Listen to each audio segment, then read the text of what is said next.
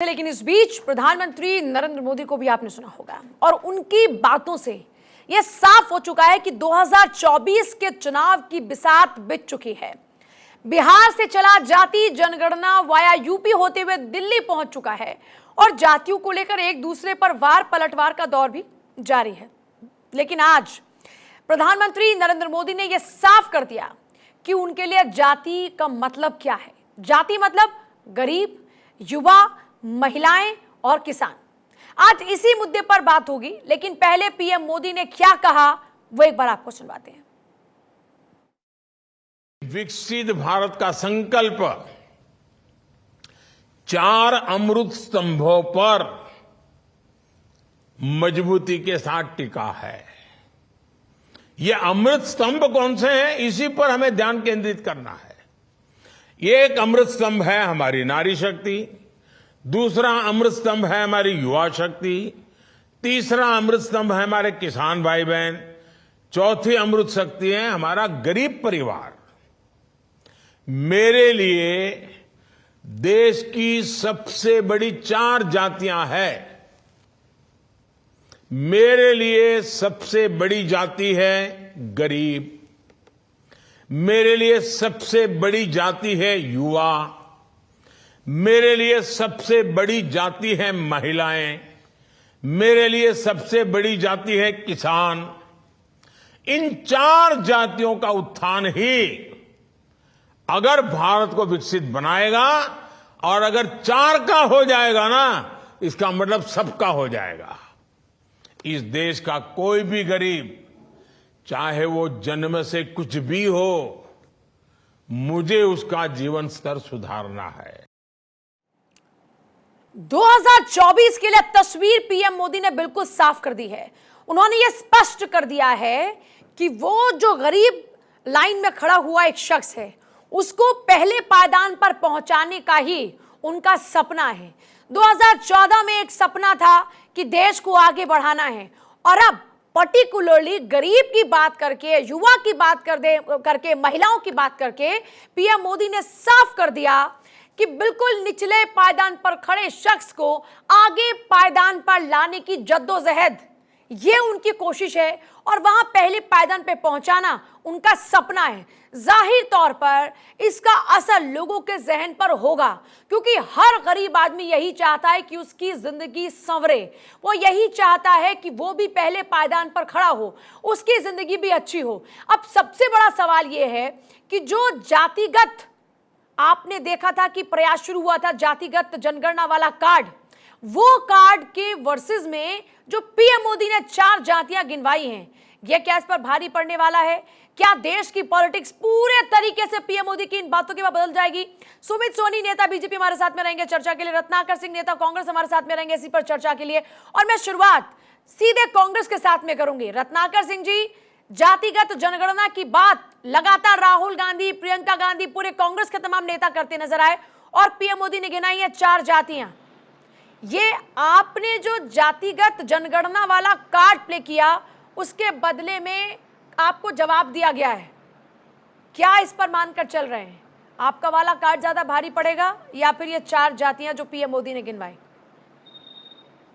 पूजा जी, देखिए, कांग्रेस पार्टी लोगों के उत्थान में विश्वास रखती है, और जो जातियां, जो पिछड़ी जातियां, अनुसूचित जनजातियां हैं, जो जिनको सरकारी अनुदान के फायदे नहीं मिल रहे हैं, जिनको रिजर्वेशन का फायदा नहीं मिल रहा है, उनकी अगर संख्या की जानकारी लेकर के अगर उनके उत्थान के बारे में बात करना अगर गलत है, प्रधानमंत्री को लगता है, तो बिल्कुल हम यह बार यह मुद्दा उठाएंगे और कहेंगे कि जातीय जनगणना जो है कराइए, जिससे कि उनकी संख्या के बारे में पता चले और जो जातियां छूट गई हैं उनको उनका सरकारी अनुदानों का लाभ मिले। आपने देखा होगा कि बिहार में भी जो जातीय सर्वे हुआ है, उसमें 1000 ऐसी जातियां थी जिनको की पता ही नहीं था कि उनकी संख्या कितनी है, और वह सरकारी अनुदान से वंचित रह गए हैं। तो इस तरह की परिस्थिति पूरे देश में है, और इसकी जानकारी होना उन जातियों के साथ न्याय दिलाने जैसा है जो सरकारी अनुदान से वंचित रह गए। पहली चीज। दूसरी चीज मैं कहना चाहूंगा कि प्रधानमंत्री जब आते हैं भाषण तो बहुत लच्छेदार करते हैं और कहते हैं कि उनके लिए जाति सबसे पहले गरीब है, महिला है, तमाम तरह की बातें करते हैं। लेकिन यही प्रधानमंत्री जब वोट लेने की बारी आती है तो मंच पे खड़े होकर के बार बार ये आह्वान करते हैं कि मैं ओबीसी से जाति से आता हूं, मैं ओबीसी जाति से आता हूं। जब यही अपने दल के व्यक्ति को जब राष्ट्रपति बनाना होता है तो उनको कहते हैं कि आदिवासी जाति से आती हैं, आदिवासी समाज से आती हैं। तो आप ये दोहरा कार्ड क्यों खेल रहे हैं? आप इसलिए खेल रहे हैं क्योंकि आपकी राजनीति की नींव ही कहीं ना कहीं अल्पसंख्यक बनाम बहुसंख्यक है। सुमित सोनी ये कह रहे हैं कि आपकी कथनी करनी में फर्क है। मैं आ रही हूं, इस पे विस्तार से चर्चा करेंगे, लेकिन सुमित सोनी ये कह रहे हैं कि कथनी करनी में बड़ा फर्क है। आप खुद मन से गिनवाते हैं कि ये आदिवासी है, ये ओबीसी है, और फिर आप कह रहे हैं कि 4 जातियां हैं जिन पर अब बीजेपी बात करेगी, जिनके उत्थान पर बीजेपी काम करेगी। देखिए, मोदी जी ने पहले ही स्पष्ट किया है, जिस भाषण के ऊपर ये विषय और आज हम बातचीत कर रहे हैं, उनके लिए 4 जातियां महिला, गरीब, किसान और अल्पसंख्यक है। तो जाति की जहां तक बात है, जाति और धर्म की राजनीति कांग्रेस करती है, बीजेपी नहीं करती है। ये पहले हिंदू मुसलमान करके देश को बांटते रहे और बीजेपी के ऊपर ये आरोप लगाते रहे कि बीजेपी जो है हिंदू और मुसलमान में भेद करती है, मुसलमानों का शोषण हो रहा है। अभी जब मुसलमानों का भरपूर समर्थन और भरपूर विश्वास मोदी जी को मिल रहा है तो ये जातिवाद के ऊपर आ गए। ऐसा कुछ भी नहीं है। ये जाति और जाति जनगणना के विषय को लेकर ये सिर्फ और सिर्फ हिंदुओं को बांटना चाहते हैं, देश को बांटना चाहते हैं और एक अराजकता का माहौल पैदा करना चाहते हैं। नहीं, लेकिन सवाल ये है ना पूजा जी, ये सुमित सोनी जी, सवाल तो ये है कि एक तरफ आप कहते हैं कि आखिरी पायदान पर खड़े लोग, और दूसरी तरफ जब बात आती है टिकट बंटवारे की, जब बात आती है कैबिनेट में जगह देने की, तो उस दौरान में हर पार्टी, ये सिर्फ आपकी और इनकी पार्टी की बात नहीं है, हर पार्टी उसमें सियासी गलत बिठाने की कोशिश करती है। टिकट बंटवारे में पूरा ख्याल रखा जाता है जातिगत तमाम आंकड़ों का, सियासी समीकरणों का। तो क्या ये मानकर चले कि बीजेपी पूरा पलटने वाली है बाजी को? आपकी स्ट्रैटेजी बदल जाएगी, देश की राजनीति बदल जाएगी? नहीं, देखिए, ऐसा कुछ नहीं है। जहां तक आप टिकट बंटवारे की बात कर रहे हैं, आप देखेंगे मोदी जी ने हर क्षेत्र से, हर जाति से, हर वर्ग से आए लोगों का सम्मान किया है और उनको उनका अधिकार दिया है। लेकिन एक और सवाल, अगर 4 जातियां तो फिर किसान, युवा, महिलाएं और गरीब, इसका मतलब टिकट बंटवारे में भी उनको उतना ही जगह मिलेगी क्या, तवज्जो मिलेगी क्या? ये एक बड़ा जेन्युइन सवाल है, मुझे लगता है।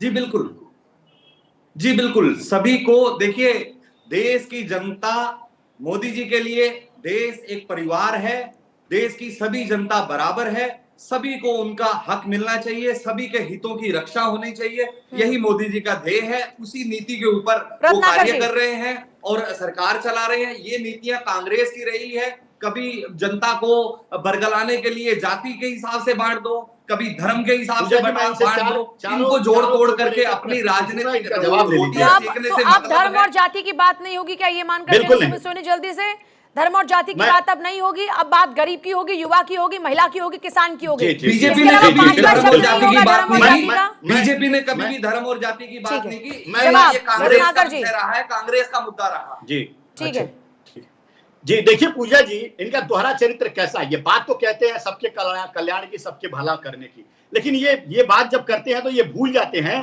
कि यही अल्पसंख्यक समाज के, अभी टेलीविजन पे बैठ कर कैसे मेरे मित्र कैसे झूठ बोल रहे थे कि हम सबको वोट देते हैं, सबको टिकट देते हैं, सबको लड़ाते हैं, सबको जिताते हैं। अरे आप बता दीजिए कि सांसद में जितने भी सांसद हैं आज आपके लोकसभा में, कितने लोगों को, कितने मुसलमानों को आपने टिकट दिया है? और सांसद की तो बात छोड़िए, राजस्थान में एक भी मुसलमान एमएलए को ये लोग टिकट नहीं दिए हैं। और ये बात करते हैं अल्पसंख्यकों की। 4% पसमानदा मुसलमानों को जो आरक्षण मिल रहा था कर्नाटक में, वो खत्म करने का काम किया है। अभी योगी जी गए हैं तेलंगाना में, वहां पे भी ऐलान करके आए कि 4% जो है पसमानदा मुसलमानों का आरक्षण खत्म कर देंगे। तो ये एक तरफ प्रधानमंत्री जी कहते हैं कि पसमानदा। रत्नाकर जी, मैं एक बात जानना चाह रही हूँ। रत्नाकर जी सुनिए, दूसरी चीज, एक सेकंड, मैं बोलूं, इन्होंने क्या किया? चलिए कंप्लीट कीजिए, पहले आप कंप्लीट कीजिए। पूजा जी, मैं अपनी बातें पूरी कर लेता हूं, प्लीज मुझे खाली 1 मिनट दीजिएगा, उससे ज्यादा नहीं लूंगा आपसे। ये बात करते हैं महिलाओं के उत्थान की, तो भैया आप महिलाओं के अगर उत्थान की बात करते हैं तो आप आरक्षण तो लागू कर दिए, आरक्षण का पास तो कर दिए, लेकिन लागू कब करेंगे ये आप अभी तक नहीं क्लियर कर पाए हैं। ये लागू अभी होगा या 29 में होगा या 39 में होगा, ये अभी तक इनके पास कोई जवाब नहीं है। और ये बात करते हैं किसानों की, किसानों के उत्थान की। मैं पूछना चाहता हूं, जब किसान आंदोलन हुआ था, 750 किसान जब शहीद हुए थे दिल्ली के बॉर्डर पे, उस समय इन्होंने किसानों से वादा किया कि हम कमेटी बिठाएंगे और उसमें एमएसपी का जो है, चलिए अब एक सेकंड, अब रत्नाकर जी एक मेरा सवाल है। रत्नाकर जी, आपने इनसे बहुत सारे सवाल पूछे और मैंने भी उनसे वो सवाल पूछा, लेकिन मेरा सवाल ये है कि कांग्रेस भी तो किसानों की बात करती है, महिलाओं की बात करती है, युवाओं की बात करती है, गरीब की बात करती है कि नहीं करती? आप भी तो उन्हीं के उत्थान की बात करते हैं ना। लेकिन एक सच्चाई ये है कि कितने गरीबों को पॉलिटिकल पार्टी टिकट देती है। आप कह रहे हैं कि महिला आरक्षण, फिर सवाल यह है कि अगर इनकी असफलता है तो कांग्रेस ने क्यों नहीं खुद से प्रयास करते हुए अपनी, जब टिकट बंटवारा हुआ तो महिलाओं को मौका दिया? कितनी महिलाओं को मौका दिया? जब आप उत्तर प्रदेश के अंदर ज्यादा से ज्यादा तादाद में महिलाओं को चुनावी मैदान में उतार देते हैं, तो अब जब 5 राज्यों के विधानसभा चुनाव थे तो फिर वो एग्जाम्पल सेट क्यों नहीं किया? तो ये सवाल तो कांग्रेस के पाले में भी आ रहे हैं ना, कितने युवाओं को मौका दिया आपने? तो फिर से वही पुराने नेताओं के ऊपर दाव लगाए, पहले आए कि युवाओं को मौका देंगे, लेकिन कितने युवाओं को तरजीह मिली? कितनी महिलाओं को तरजीह मिली? कितने गरीब को तरजीह मिली और कितने किसान को तरजीह मिली? और किस पार्टी ने दी? आपकी पार्टी ने दी क्या? पूजा जी देखिए, मैं महिलाओं के बारे में बात कर लेता हूं, तो महिलाओं का जितना सम्मान कांग्रेस पार्टी ने किया है शायद किसी पार्टी ने किया होगा। और ये 33% रिजर्वेशन का मुद्दा जो है हम लोग लेकर आए थे और हम उसके लिए संघर्षरत थे, लेकिन भारतीय जनता पार्टी को वोट की राजनीति करनी है, इसलिए प्रस्ताव तो पारित कर दिया सदन में, लेकिन आरक्षण जो आरक्षण है वो लागू नहीं कर पाई। ये वही कांग्रेस पार्टी है जिसने इस देश को महिला प्रधानमंत्री के रूप में इंदिरा गांधी को दिया। ये वही कांग्रेस है इतिहास की पन्नों को नहीं पलटना चाह रही। देखिए वक्त कम होता है, मैं चाहती हूँ कि लिमिटेड बातें करें। जो मेरा सवाल है उसी से जो आपका एप्रोप्रिएट जवाब है वो दे। मैंने ये पूछा कि इन्हीं चार की तो बात आप भी करते हैं ना, गरीबों की बात करते हैं, महिलाओं की बात करते हैं, किसान की बात करते हैं कि नहीं करते हैं? कांग्रेस भी चाहती है ना उनका उत्थान। तो मैं ये पूछ रही हूं कि आपने या बीजेपी ने कितने लोगों को चुनावी मैदान में उतारा? मैं आपसे पहले सवाल पूछूं, फिर मेरा बीजेपी के नेता से भी यही सवाल रहेगा। बताइए रत्नाकर जी, कितने गरीब, कितने महिला, कितने किसान, कितने युवाओं को मौका मिला? नहीं, मैं वही जवाब दे रहा हूं। मैं महिलाओं का जो देखिए, हम ये महिलाओं को सिर्फ वोट में सिर्फ टिकट दे देना, अगर चुनाव में टिकट दे देना सिर्फ यही उत्थान का एक कारण बनता है, तो ये क्रेडिट ले ले भारतीय जनता पार्टी। लेकिन वो क्रेडिट वो भी नहीं लेंगे, क्योंकि ये 33% रिजर्वेशन की बात तो करते हैं, लेकिन कहीं पे भी इनके टिकट बंटवारे में कहीं भी 33% का रिजर्वेशन दिखा नहीं है। मैं ये कहना चाहता हूं कि ये निरंतर सतत प्रक्रिया है जो महिलाओं के उत्थान के लिए हमने किया है। अरे मैं आपको पूजा जी एक साधारण सा उदाहरण देता हूं जिससे आप समझ जाएंगे कांग्रेस पार्टी कितनी महिलाओं के सशक्तिकरण के लिए महिलाओं का काम किया है। आप ये बताइए, जब रिटायरमेंट के बाद जो पेंशन जातिगत जनगणना का मकसद क्या है? सुमित सोनी, क्या है जातिगत जनगणना का मकसद? देखिए, ये मैं पहले भी कह चुका हूं, पहले बीजेपी के ऊपर ये आरोप निरंतर लगाते रहे हैं, लेकिन ये पहले हिंदू मुस्लिम करके देश को बांटते रहे हैं। अब जाति जनगणना के नाम से ये हिंदुओं को बांटना चाहते हैं। कांग्रेस के जो तमाम बड़े लीडर हैं उनके पास कोई विषय नहीं है आने वाले चुनाव के लिए, और उनके पास बोलने के लिए भी कुछ नहीं है। ये कुछ लोग हैं कांग्रेस के जो कि देश विरोधी ताकतों से जुड़े हुए हैं, मैं कहता हूं बाहरी ताकतों से जुड़े हुए हैं, और ये सत्ता के लिए इतना फड़फड़ा रहे हैं कि कोई भी प्रपंच रच के, कोई भी प्रोपोगंडा लाके ये तो किसी तरह से देश की जनता को बरगलाना चाहते हैं और दोबारा से सत्ता के लिए तो फड़फड़ाहट सबके अंदर होती है ना। सत्ता की चाहत और सत्ता के लिए फड़फड़ाहट तो सबकी होती है ना। वो सही है, लेकिन जाति की जहां तक बात है, मोदी जी स्पष्ट कर चुके हैं कि मेरे लिए 4 जाति है। जाति के नाम पर, धर्म के नाम पर कांग्रेस राजनीति करती है। अब जब टिकट बंटवारे की बात, तो फिर मैं ये पूछना चाह रही हूँ, जब टिकट बंटवारे की बात आएगी, जब कैबिनेट में जगह देने की बात आएगी, तो इन्हीं 4 जातियों को मौका मिलेगा ना? देखिए, आप 2014 में आपने देखा, 2019 में 14-19 की बात नहीं कर रही, अब ये 24 के लिए सियासी पिच है ना। मैं 24 की सियासी पिच के लिहाज से बात कर रही हूँ। क्या उसकी शुरुआत इन्हीं 5 राज्यों के नतीजों के बाद देखने को मिलेगी क्या? जी, अभी ये 2024 की सियासी पिच तैयार हो रही है ना, तो मैं ये पूछ रही हूँ कि क्या 5 राज्यों के विधानसभा चुनाव में इसकी बानगी देखने को मिलेगी क्या? क्या अभी से वो एग्जाम्पल सेट कर दिया जाएगा क्या? जी बिल्कुल आपको ये देखने को मिलेगी। अब जातिगत जनगणना का क्या मकसद है रत्नाकर जी? पूजा जी, आपकी आवाज मुझे क्लियर नहीं मिल पा रही है। मैं ये पूछ रही हूँ कि जातिगत जनगणना का मकसद क्या है? कांग्रेस के लिए जातिगत जनगणना का क्या मकसद है? रत्नाकर जी से शायद हमारा संपर्क फिलहाल टूट चुका है, लेकिन पूजा सवाल जी। यही है, रत्नाकर जी सुन पाए तो जवाब दीजिएगा इस बात का, जातिगत जनगणना का मकसद क्या है? सभी जातियों को साथ लेकर चलना, या जातियों को यह बताना कि आपका इतना वोट बैंक है और उसके हिसाब से नेतृत्व मांगे? क्योंकि बात तो यही हो रही थी ना। कह लें कि हम बांटने की राजनीति कर रहे हैं, लेकिन ये बांटने की राजनीति करते हैं, इनका कहीं भी उद्देश्य ये नहीं है कि जातियों का भला करे। जो जातियां छूट गई हैं, मुख्य धारा में नहीं आ पाई हैं अभी, जिनको अनुदान, सरकारी अनुदान का लाभ नहीं मिल पा रहा है, जिनको रिजर्वेशन का लाभ नहीं मिल पा रहा है, उन जातियों की अगर हित की बात अगर हम कर रहे हैं तो ये हमारे ऊपर आरोप लगाते हैं कि हम बांटने का काम करते हैं। लेकिन बांटने का काम ये करते हैं, ये आप इतने बड़े हिंदू हितैषी अगर आप लोग हैं तो आप बता दीजिए कि आपने हिंदुओं के लिए अगर इतना ही हित है तो उनकी महंगाई को क्यों नहीं कम किया? हिंदुओं के युवा जो बेरोजगार घूम रहे हैं उनको रोजगार क्यों नहीं दिया? किसान हिंदू जो सड़कों पे मर रहे हैं, शहीद हो रहे हैं, उनको अभी तक आपने एमएसपी क्यों नहीं दिया? जो हिंदू बहनें हैं उनके ऊपर आए दिन जो अत्याचार हो रहा है, चाहे मणिपुर हो चाहे दूसरे देश के अन्य कोने हो, वहां पे अत्याचार हो, उनके लिए आपने क्या किया? तो कहीं ना कहीं देखिए ये इनका बड़ा चरित्र है। ये बातें तो बड़ी अच्छी कर लेते हैं, लेकिन अगर इनसे पूछा जाए कि उनके लिए क्या किया है तो इनके पास कोई जवाब नहीं है। रत्नाकर जी को खुद से ये स्पष्ट नहीं है कि वो किसके हित की चिंता कर रहे हैं। कभी वो मुसलमान पक्ष उठा रहे हैं, कभी वो जाति जनगणना का पक्ष उठा रहे हैं, अभी हिंदुओं के हितों की बात कर रहे हैं। माननीय प्रधानमंत्री नरेंद्र मोदी जी ने स्पष्ट किया है कि कांग्रेस के पूर्व प्रधानमंत्री मनमोहन सिंह जी ने यही विषय उठाया था कि सबसे पहला हक देश में संसाधनों का जो है वो अल्पसंख्यकों का है। अभी अगर हिंदुओं के हितों की बातें कर रहे हैं, जाति जनगणना की बातें कर रहे हैं, जाति जनगणना से फायदा किसको होने वाला है? जिसकी गणना जाता है उसको अधिक लाभ मिले, उसको अधिक उसके अंदर जो है जो सुविधाओं का संसाधनों का ये मिले। रत्नाकर जी, क्या मुझे जरा फिर से एक सेकंड सोनी जी, मेरे पास क्योंकि वक्त कम है, रत्नाकर जी मैं फिर से एक क्विक रिएक्शन आपका चाह रही हूं। जातिगत जनगणना का मकसद ये है कि जो कमजोर हैं उनको हाथ पकड़कर आगे लाया जाए, या फिर उसका मकसद ये है कि जाति तुम्हारी बताएंगे और फिर वोट तुमसे पाएंगे, या फिर इसका मकसद ये है?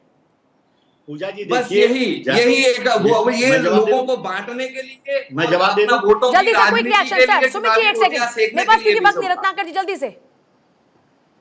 देखिए पूजा जी, हमने जो है ये जातीय जनगणना सिर्फ इसलिए करा रहे हैं कि जो भी जातियां हैं, देखिए गरीबों का कल्याण हमारा पहला उद्देश्य है।